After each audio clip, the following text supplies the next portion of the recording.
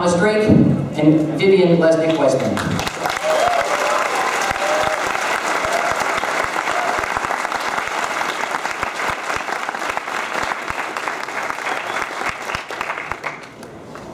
Tom has been very generous with his time. I've interviewed him for many, many hours, and I'm very honored to share stage with him.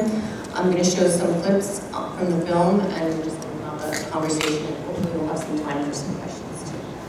So,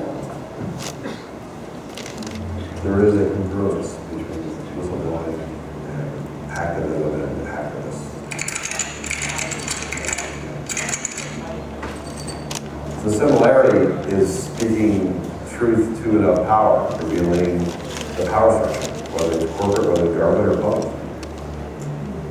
I was a senior executive at the National Security Agency, and I served there for about 6.5 years.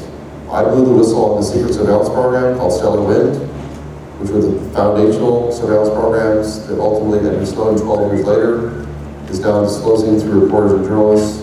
The government went ahead and prosecuted me under the Espionage Act. It was a 10 felony count indictment, and I faced 35 years in prison.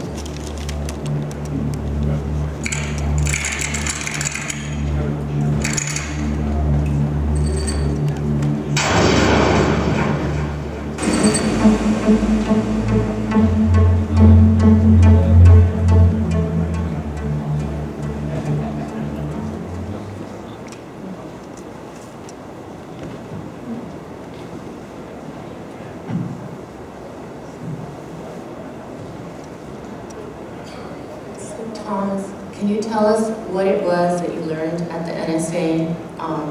You were a contractor there for 12 years, and then on 9/11, you became an employee with a very high post with all access. And what did you see there that prompted you to blow the whistle? As a government employee, you take an oath to support and defend the Constitution. It's important to say that, the idea of how to govern ourselves. And for all its faults and foibles, it was a grand experiment. It was launched in the late 18th century in this country after a violent revolution and against the British Crown. And that oath is simply to support and defend it. It's not an oath to secrecy. It's not an oath to the president. It's not an oath to NSA. It's an oath to the Constitution.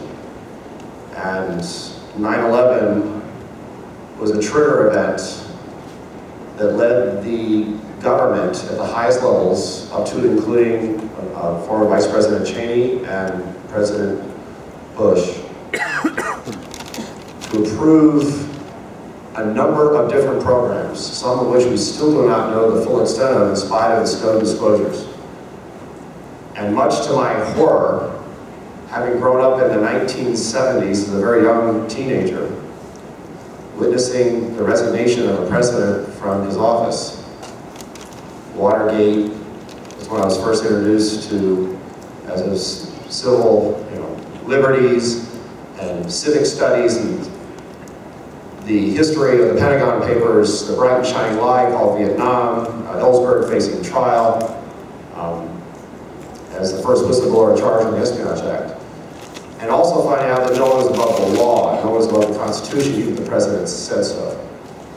And the horrors of what was possible, I was now confronted by in secret, because right after 9/11, word went out from the White House that the National Security Agency had been given presidential authorization to turn the United States of America into the equivalent of a foreign nation for the purposes of dragnet electronic surveillance on an extraordinary scale. It didn't matter what had happened in the 70s.